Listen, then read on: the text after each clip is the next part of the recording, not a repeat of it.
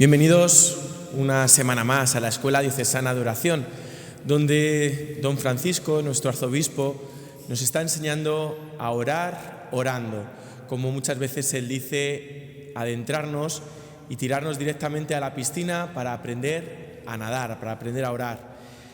En esta escuela nos vamos a centrar en las oraciones de Esdras, en el libro de Esdras, capítulo 8, versículo 23 y capítulo 9, versículos del 5 al 15, que reflejan dos momentos clave del regreso del pueblo de Israel desde el exilio en Babilonia y tiene una profunda carga espiritual: confianza, humildad, confesión y súplica.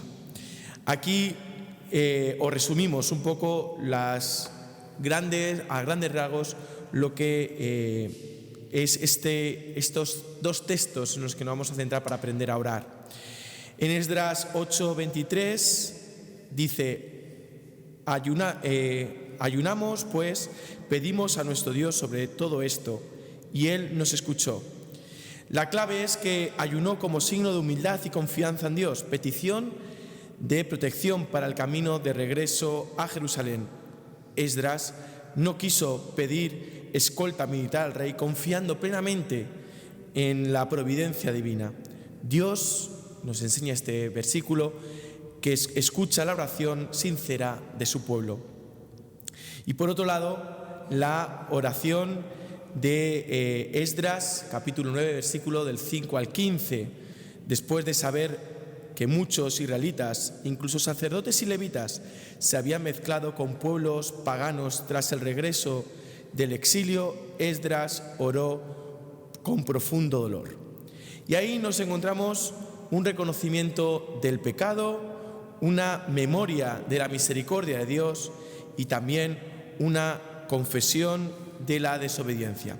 Pues escuchemos atentamente ahora un poco la presentación de Esdras que nos hace el profesor, el experto en Biblia.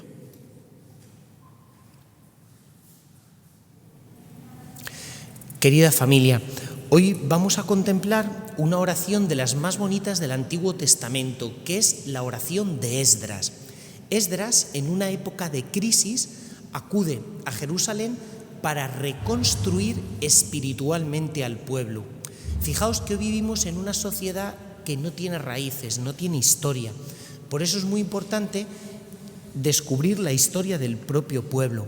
Esdras convoca a toda la gente en mitad de Jerusalén y va repasando toda la historia de la salvación, todo aquello que Dios ha ido haciendo poco a poco con el pueblo. De tal forma que esa historia viene marcada por varios polos. Por un lado, el pecado, es decir, la pobreza, pero por otro lado, la misericordia.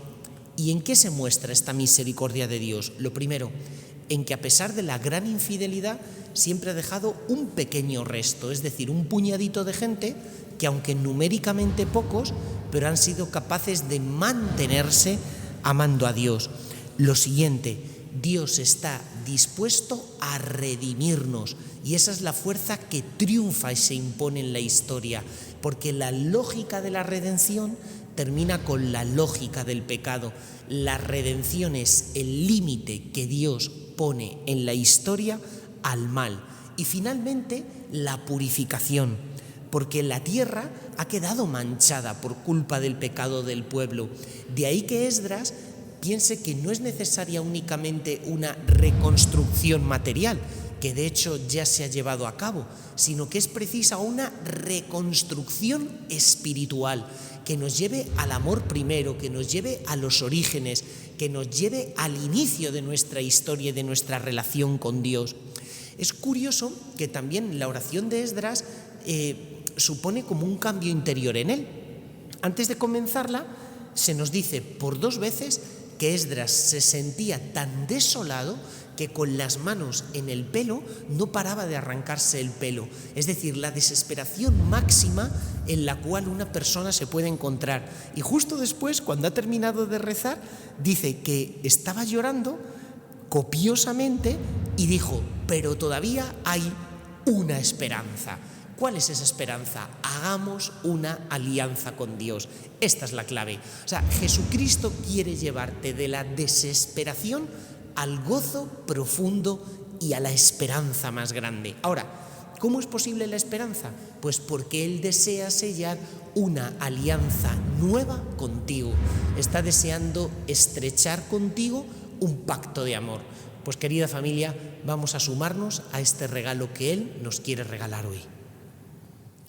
Aprender a orar orando con los grandes maestros de oración, en este caso Esdras, en este caso los profetas, en este caso los hombres de Dios, que nos enseñan también a orar orando. Estamos también haciendo lo que en la tradición de la Iglesia se ha llamado la lección divina. Por eso es muy importante que los textos que tanto el que nos presenta, el biblista, como también se nos ha presentado a través de la Delegación de Espiritualidad, que seamos capaces de leer la palabra de Dios, lección divina, orarla, sobre todo, mejor dicho, primero meditarla, saborearla, que eso es meditar. Cuando encontraba palabras tuyas, dice el profeta, las guardaba en tu corazón. Tus palabras eran mi gozo y mi alegría, Señor de los ejércitos. O sea, por lo tanto, leer la palabra, meditarla o saborearla, orarla, es decir, la palabra, cuando definimos en el catecismo qué es la oración, es hablar con Dios, ¿no? Tratar con Dios, encuentro con el Señor, estarse amando al amado. Lo que hacéis cada uno de vosotros en vuestra adoración perpetua, donde en esos momentos, este rato, esta hora de oración que pasáis, tratáis de estar con el Señor. Y por último, la contemplación. Contemplar es quedarse extasiado, es abrir el corazón al asombro. A mí me gusta mucho poner un ejemplo, en este caso, como estamos meditando con los textos de Esdras, pero hablamos de la lección divina, meditación, oración y contemplación. Me gusta mucho, por ejemplo, un ejemplo que está cuando uno va a esto, ¿cómo se llama? A un museo, Museo del Prado, Museo del Louvre, o no digamos aquí nuestros grandes cuadros que tenemos. Por ejemplo, el expolio del Greco, ¿no? En nuestra catedral de Toledo. Lo primero, cuando uno va a ver el expolio del Greco, lo primero que tiene que hacer es una lectura del cuadro. Este cuadro, quién es el Greco, qué expresa el expolio. Es decir, para profundizar en cualquier tema es importante esa lectura. Segundo, meditar esa lectura. ¿Qué significa meditar esa lectura? Pues significa que me fijo. El rostro de Jesús es un Jesús que se abraza a la cruz.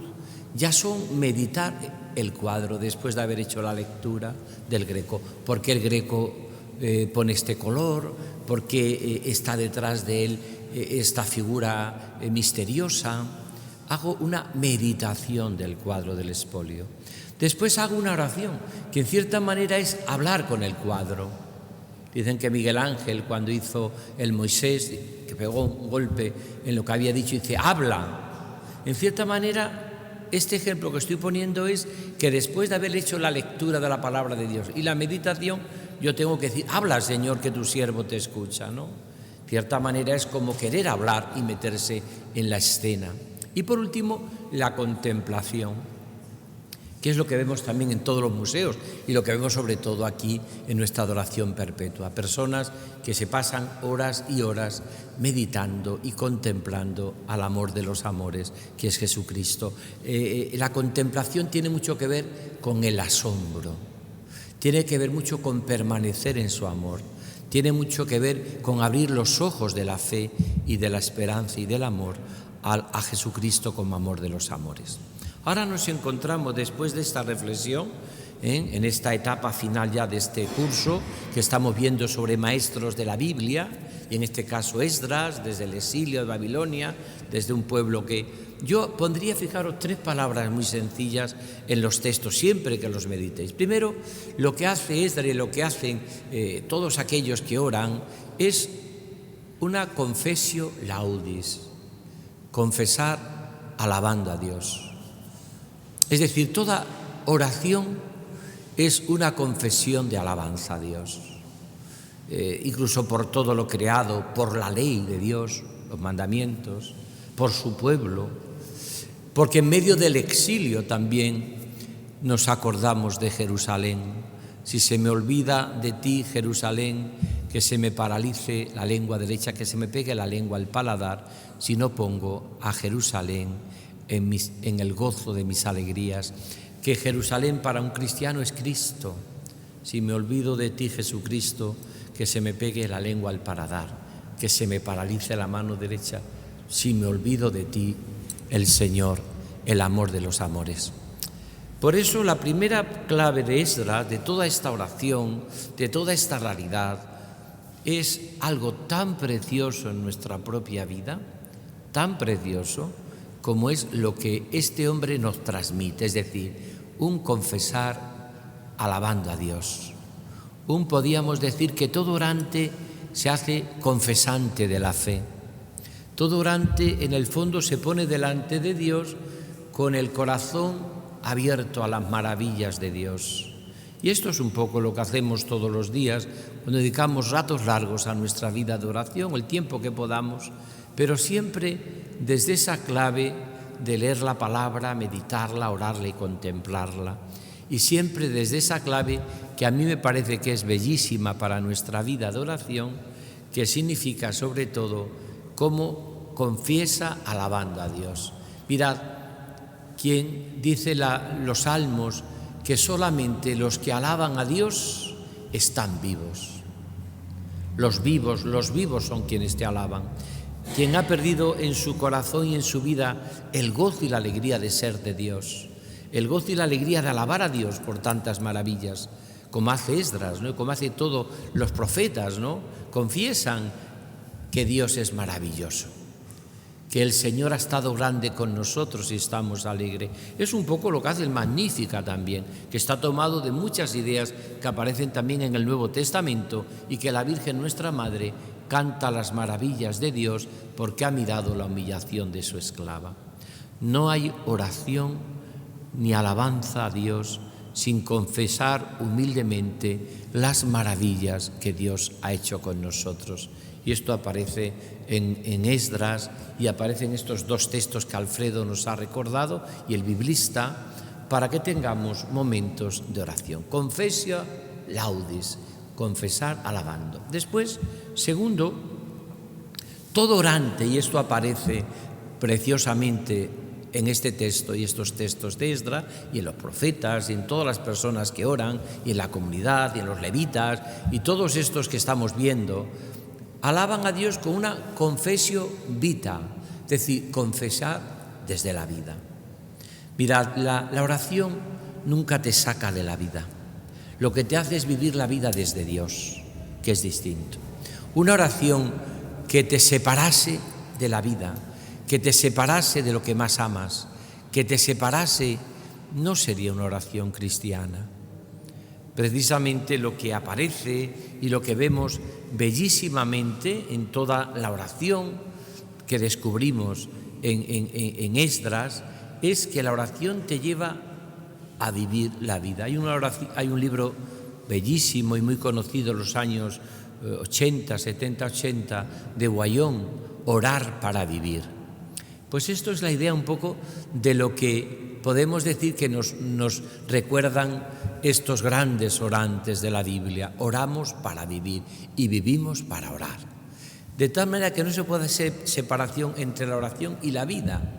Esto ya lo dijo el Concilio Vaticano II, que había sido el gran drama que había tenido la Iglesia durante los últimos tiempos, que hay muchos que han separado oración de la vida y no hay coherencia ninguna. Una cosa es lo que predican, lo que dicen, lo que hablan, pero luego por detrás va la vida, que es otra cosa. Entonces, ¿qué nos recuerda el profeta? Que no puede ir separado la oración y la vida, que a una profunda unión con Dios se manifiesta en una coherencia en la vida. Tenemos que vivir la vida con los sentimientos del corazón de Cristo. Tenemos que vivir la vida verdaderamente desde esa realidad, ¿no? Por eso yo creo que es importante el descubrirlo esto, ¿no? Descubrirlo a través de vivir los sentimientos de su corazón, vivir la vida desde los sentimientos del corazón de Cristo. Esdras nos recuerda esto, ¿Confiesas tú cuando oras la vida? ¿Tratas de vivir tu vida desde el amor de Dios? En medio de tus exilios, en medio de tus problemas, que no son pocos, en medio de las dificultades. Mirad, con lo único que no se puede jugar en esta vida es con la oración. Porque como juegues en tu vida con la oración, has jugado con la fuente del amor que brota del corazón de Cristo. Y cuando uno no bebe de la fuente del amor, sabe cómo empieza, pero no sabe cómo termina su vida. Porque olvidar nuestras raíces profundamente cristianas es condenarse a un no vivir, que es un poco lo que le pasa a nuestra gente, a nuestros jóvenes, a nuestro mundo. Hoy la gente, más que vivir, lo que quiere es sobrevivir o malvivir, pero nunca quiere vivir a tope la vida, que se vive por Cristo, con Él y en Él. Por eso os decía que no podemos jugar con la oración. Mirad, quien juega con la oración no será capaz de digerir los problemas de nuestro mundo. No será capaz de digerir los sufrimientos, las alegrías y los problemas de nuestra vida. No será capaz de digerir en su vida los sufrimientos. Porque mirad, será la oración la que me ayudará a mirar el mundo con los sentimientos del corazón de Cristo. En uno de mis libros sobre cuentos, tengo 4, que escribí sobre distintos cuentos que he ido en mi vida recopilando, incluso algunos inventándome, o por lo menos poniéndolo al servicio de la evangelización. En uno de estos, pero es muy conocido, dicen que una vez murió un señor y fue a entrar al cielo. Llegó a la puerta de San Pedro, pero descubrió que San Pedro no estaba en la puerta y se coló en el cielo. Recorrió aquel pasillo del cielo, pero vio de pronto a la derecha un despacho que ponía Despacho de Dios. Y sintió curiosidad. Voy a entrar al despacho de Dios, a ver qué tiene Dios, ¿no? Ve que en el despacho de Dios es una mesa muy sencilla, tiene algunos libros, tiene algunas realidades, tiene una pequeña maceta dentro, bonita, cuidada, y vio que había unas gafas, como estas mías, unas gafas encima de la mesa. Y aquel hombre dice, ¿y estas gafas? Me las voy a poner. Y se puso las gafas. Y de pronto descubrió que en las gafas, según veía, podía ver y seguir la persona que él quería.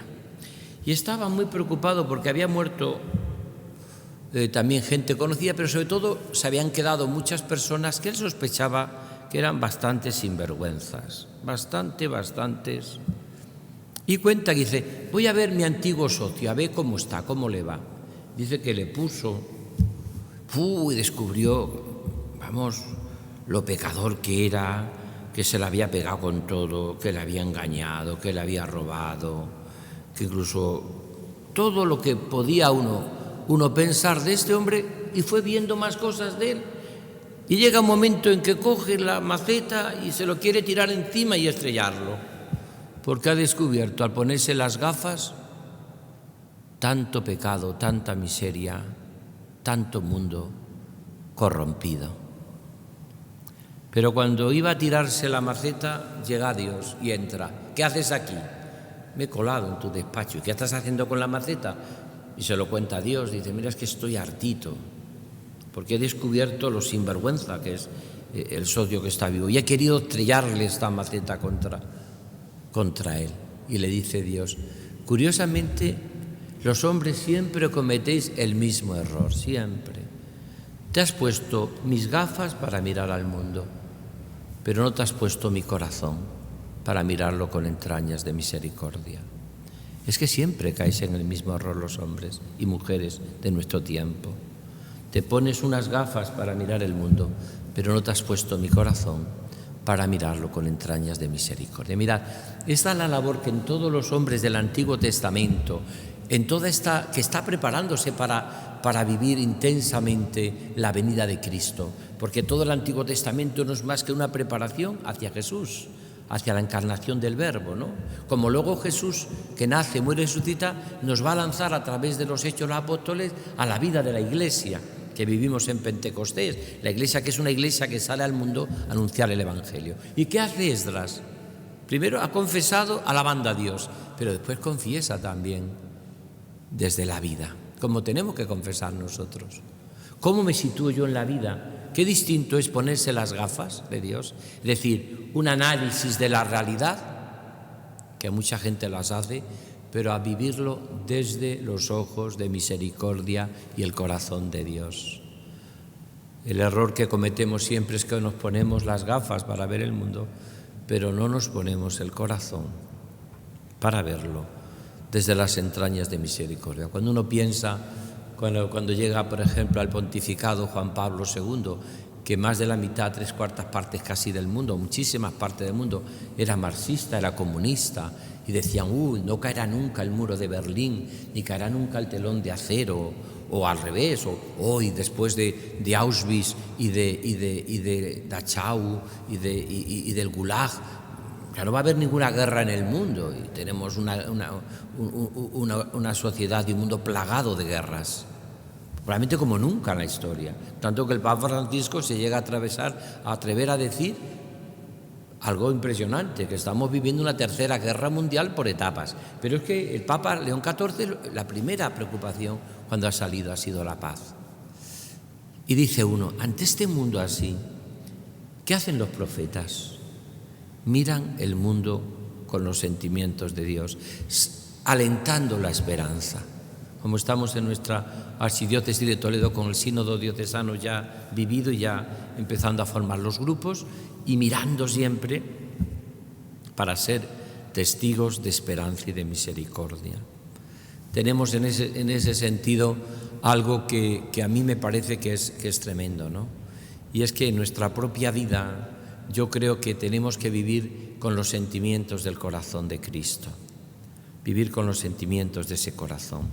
Confessio laude, confesar dando gracias. Confessio vitae, confesar desde la vida. Que esto es una cosa que tienen algunos, calunian a los que somos orantes. Calunian a los que somos orantes, a los que subimos al monte de la contemplación a orar. Pero cuidado que bajamos del monte, y nos identificamos con los desfigurados.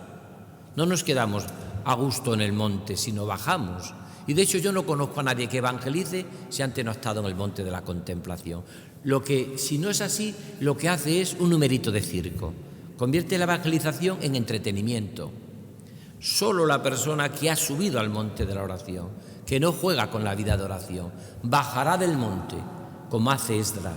Bajará, es decir, como hacen los profetas explican, bajarán a transformar el mundo. Estén en el exilio, estén fuera, estén dentro, mirarán con ilusión, pensarán en Jerusalén, tendrán nostalgia del templo de Jerusalén, pero sea lo que sea, fundamentalmente será un vivirlo todo desde la vida, por Cristo, con Él y en Él. Quien no tiene vida de oración, ni tiene futuro, ni tiene esperanza. A mí cuando a veces me viene una persona que está en crisis, sea quien sea, lo primero que le pregunto, ¿cuánto tiempo hace que no rezas? 2 años, 3 años. Pues así estás. Y que no vives la Eucaristía, aún más todavía, pues ya está. Sin alimento y sin respiración, asfixiadito, muerto. Claro. Si vivieses una profunda vida de oración, porque ¿dónde vamos a nosotros a beber de la fuente de la esperanza si no es del corazón redentor de Cristo? ¿Cómo vamos a alentar en nosotros la alegría si no es viviendo de la fuente de la alegría que es Jesús? Y esto lo ve Esdras, lo ve los profetas, Jeremías, Isaías, lo ve Elías, lo ven todos los grandes maestros de oración que estamos viendo en esta etapa ya final de este curso en que hemos dedicado a los maestros de oración en el Antiguo Testamento. Al curso que viene, como ya os he indicado muchas veces, veremos los salmos, cómo orar con los salmos. Y después otro año, si Dios quiere, con los evangelios. Y vamos a dedicar cada año seguramente a un evangelio, cómo orar con el evangelio de Marcos, de Mateo, de Lucas y de Juan. Por lo tanto, tenemos escuela diocesana de oración, si Dios quiere, para rato. Y después todavía nos queda el Nuevo Testamento, los Hechos de los Apóstoles, la Iglesia cómo ora cuando sale a evangelizar en Pentecostés por los caminos del mundo. Y termino.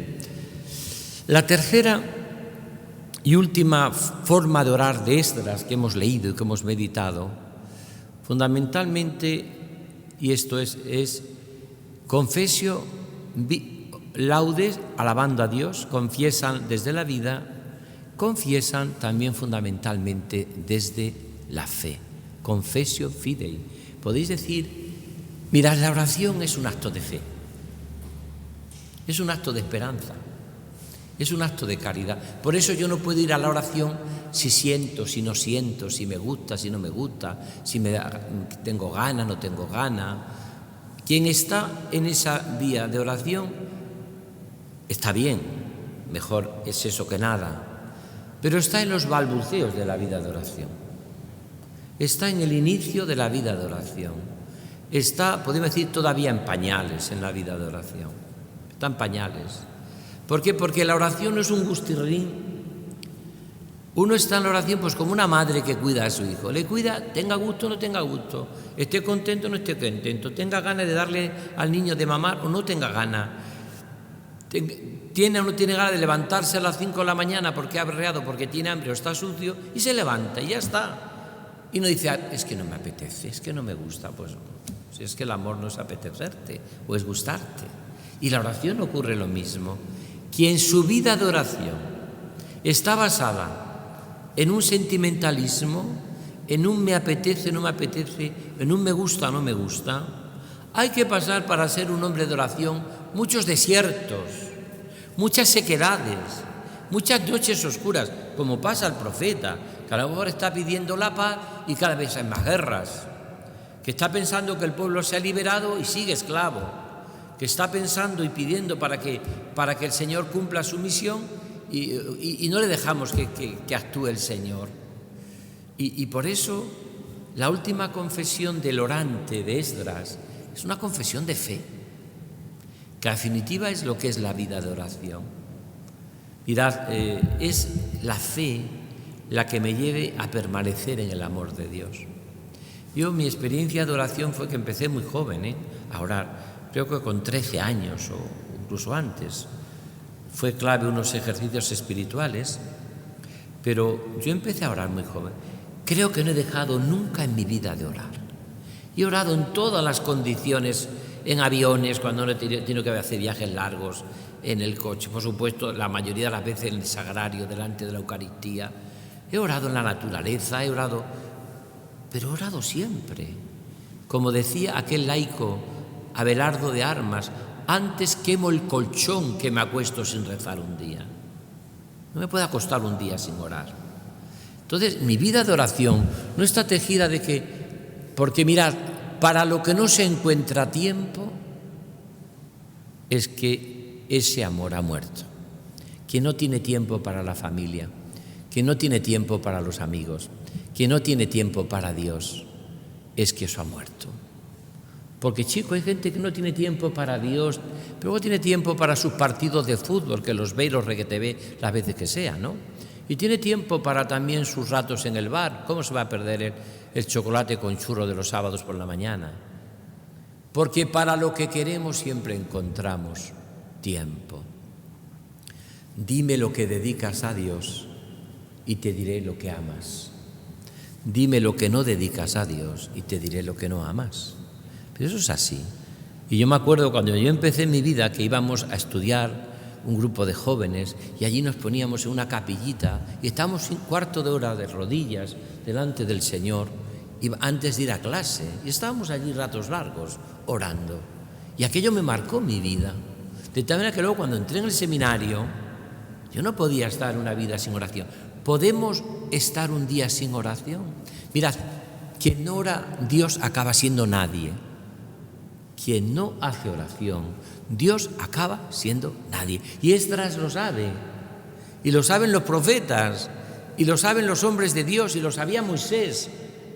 Y esto significa dedicar horas largas a estar con Él. Si ponemos tiempo para Dios.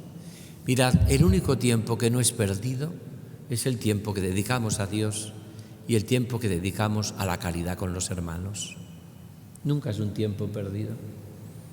Pasar la vida, toda la vida delante de una pantalla, horas y horas y horas delante de una pantalla, Pues chico, yo prefiero pasar la vida, por lo menos mucho tiempo, delante de la persona, de las personas vivas, de Jesucristo y de las personas que amo.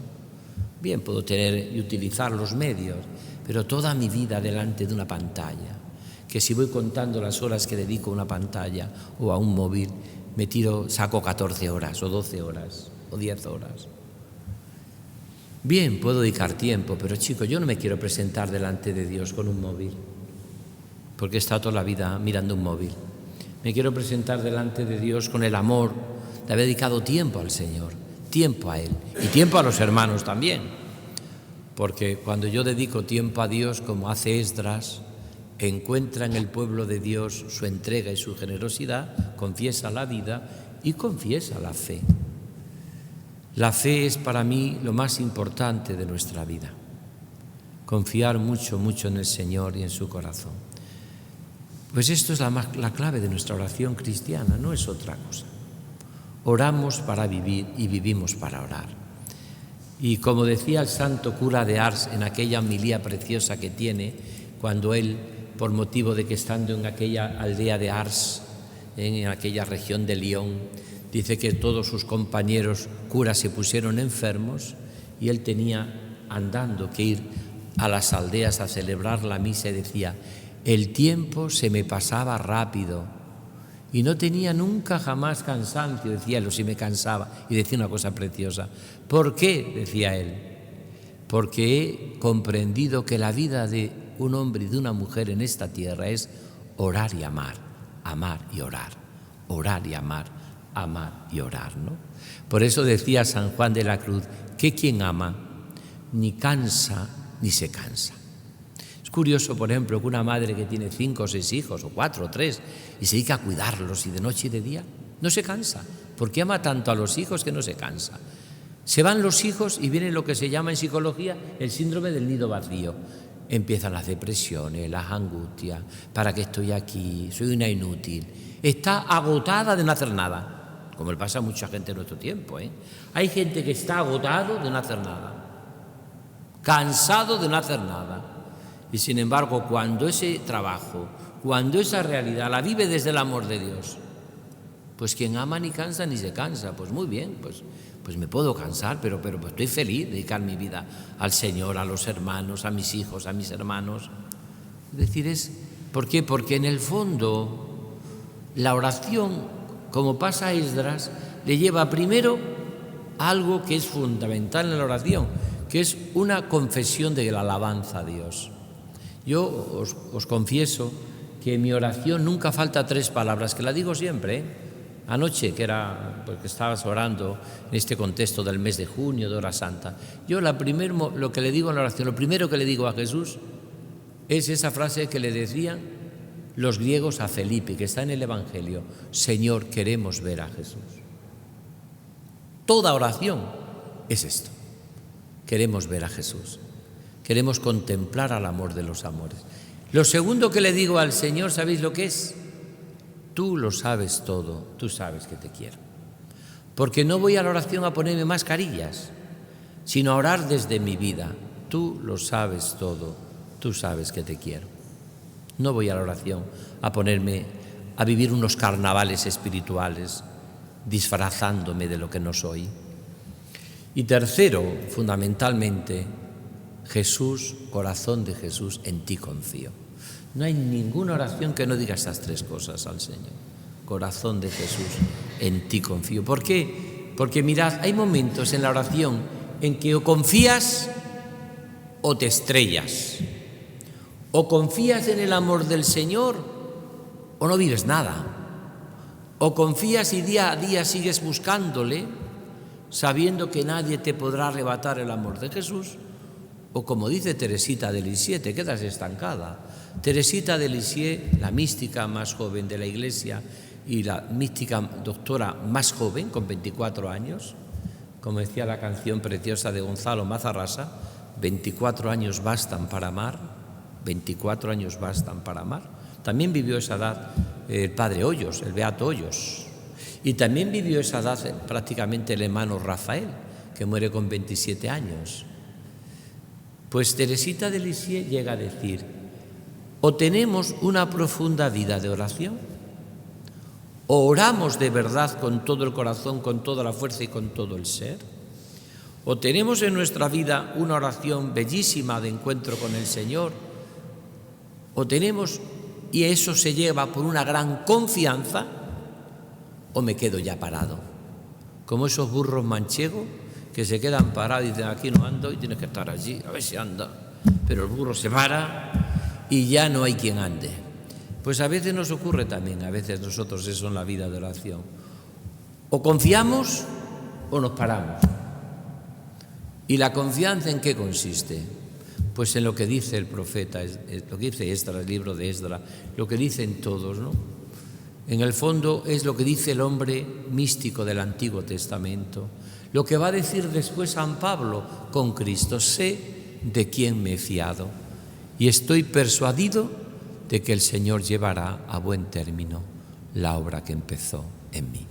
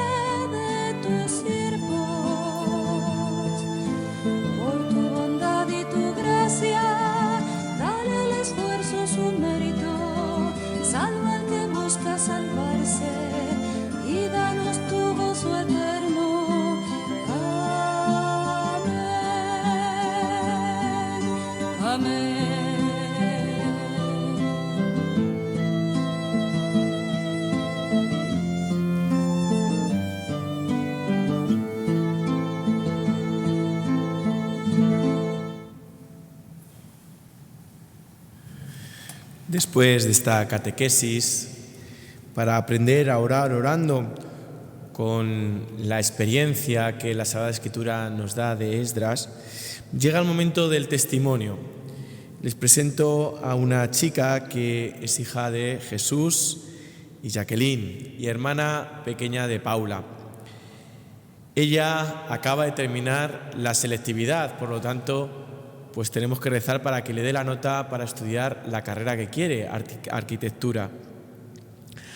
Además, una chica que ha estudiado en el Colegio de Compañía de María de Talavera de la Reina. Y una de las cosas que más le caracteriza es su sonrisa siempre y el estar siempre intentando activar a todo el que está a su alrededor. Hola, pues como ha dicho don Alfredo, yo soy Marina y desde que soy pequeña pues he estado en el Colegio de Compañía de María, que es un cole que es de monjas, y pues al fin y al cabo pues estar en un cole de monjas pues hace que quieras o no estés cerca de la fe.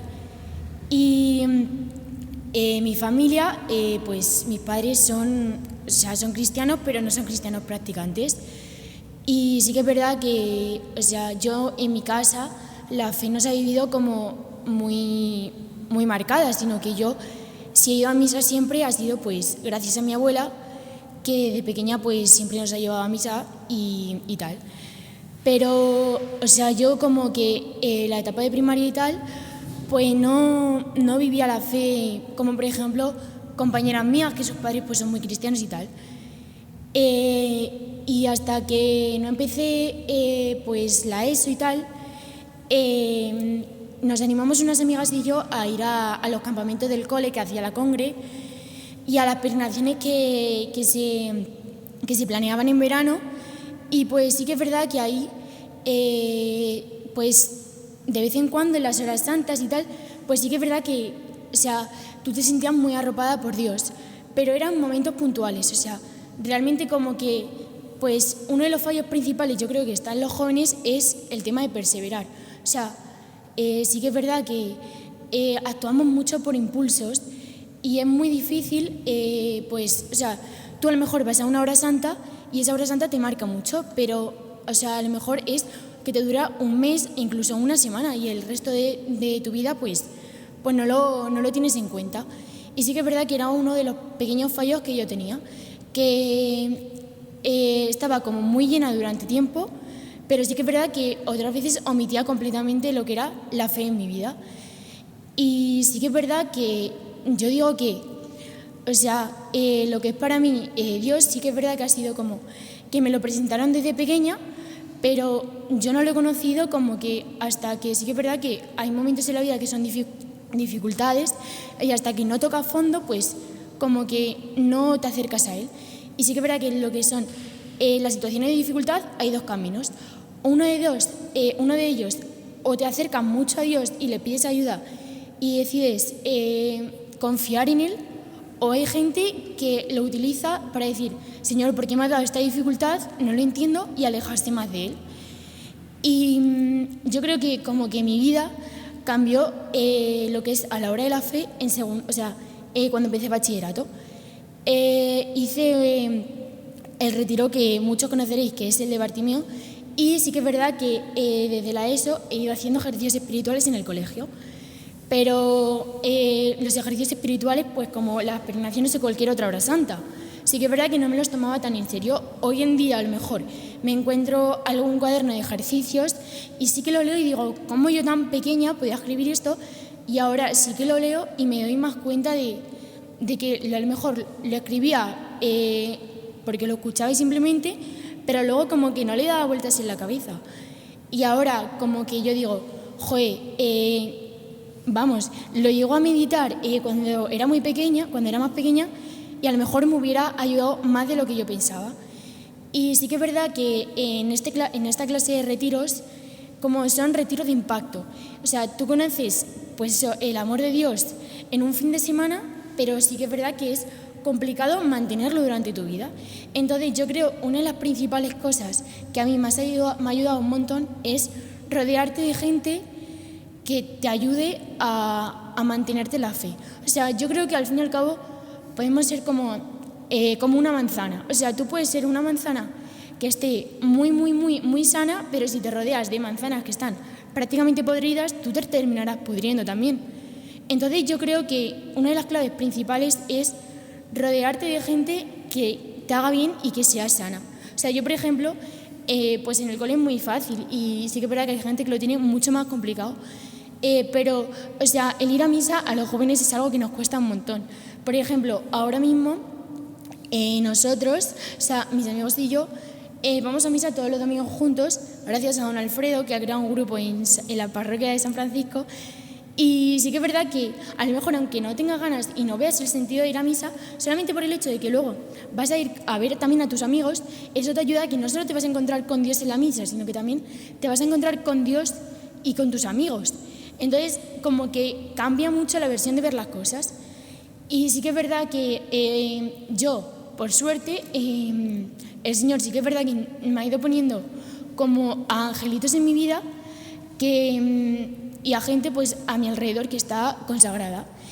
Y sí que es verdad que pues yo me parecía impensable completamente el ir a misa pues entre semana, por ejemplo. Y a lo mejor por acompañar a estas personas, porque yo sé que le hacía ilusión, pues a lo mejor voy a misa algunos días entre semana, porque yo, es lo que digo, yo creo que es muy importante rodear de gente que te haga siempre bien. Y eso, o sea, simplemente yo creo que además tenemos como un concepto muy diferente a lo que realmente es la oración. Sí que es verdad que muchas veces nos da mucha pereza o pensamos que para hacer buena oración hay que dedicarle mucho tiempo, pero no nos damos cuenta de que a lo mejor Dios está en todas partes, no necesitas realmente irte a una iglesia, a una capilla y estar delante de Dios. Dios está en todos los momentos y sí que es verdad que a lo mejor hasta en lo más mínimo, o sea, sí que es verdad que muchas veces decimos tal es que no tenemos tiempo tal y no le dedicamos tiempo y solo decimos tal, bueno, las 3 Ave Marías de por la noche y ya está. Pero sí que es verdad que todo el mundo tiene tiempo para estar en el coche. Yo siempre digo que cantar rezando es rezar 2 veces. Y sí que es verdad que pues está muy bien, a lo mejor, en vez de ese día escuchar la radio, pues escuchar música, que hoy en día pues tenemos muchísimas facilidades porque hay muchísimos grupos que se dedican a ello. Antes no teníamos esas facilidades. Entonces yo creo que hoy en día, si de verdad te lo propones, tienes muchísimas facilidades para acercarte al Señor y a lo mejor sí que es verdad que hay momentos en los que estás mucho más débil, pues yo siempre digo que en tiempos de desesperación no tenemos que abandonar. O sea, a lo mejor hay momentos en los que estás tan lleno, por ejemplo, en estos ejercicios, en unas horas santas, cuando hablas con un sacerdote. Yo creo que es fundamental apuntarse todas aquellas cosas que te hayan llamado la atención y que en estos momentos en los que tú estés en desesperación y que no ves a Dios en ningún momento de tu vida, leerte esas cosas que tú mismo escribías y darte lecciones a ti mismo y decir, joder, yo veía la posición en la que yo lo veía antes y veo la posición en la que yo lo veo ahora. Y eres tú el que te enseñas a ti mismo la importancia que tiene. Y yo creo que al fin y al cabo está en que hay veces que no es fácil. Sí que es verdad que hay muchas situaciones en las que es imposible encontrar a Dios y que tú dices tal, ahora mismo Dios me tiene abandonado y no te tiene abandonado. A lo mejor eres tú el que no te estás dejando querer por Dios. Y sí que es verdad que es muy complicado expresarlo porque si no lo has sentido aún. O sea, yo creo que todos deberíamos de dejarnos querer por Dios y decir, bueno, mira, ya está, Señor, aquí estoy, tú haz conmigo lo que quieras, pero yo creo que también hay veces que aunque lo veamos difícil, te tienes que tú dejar mismo querer por Él y decir, pues ya está, Señor, me pongo en tus manos, confío plenamente en ti y lo que venga vendrá y ya está, o sea, lo dejo todo en ti y que sea lo que tú quieras. Y yo creo que eso es lo que más me ha ayudado a mí, o sea, el rodearme de gente que me haga bien y sobre todo pues el intentar perseverar aunque sea complicado. O sea, el simple hecho de rezar unos por otros.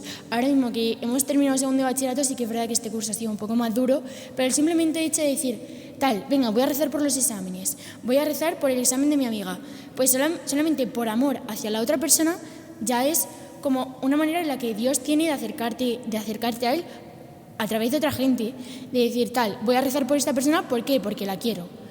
Y yo creo que eso es lo fundamental y eso es lo que principalmente me ha ayudado a mí. Y ya está.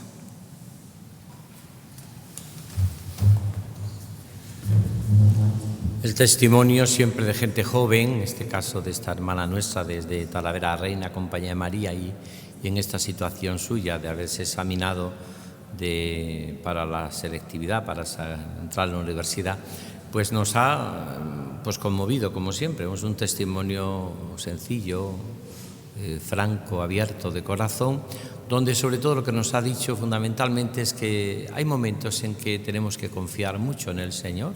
Como hemos hablado desde el profeta Esdras, tenemos que confesar la fe desde la vida, tenemos sobre todo que saber de quién nos hemos fiado y sobre todo, fundamentalmente, como vamos aprendiendo en nuestra escuela diocesana de oración, aprender a orar orando, tirarse de cabeza a la piscina para poder nadar y bucear en el amor de Dios y sobre todo una y otra vez decirse de quién me he fiado y estoy persuadido de que el Señor llevará a buen término la obra que empezó en mí.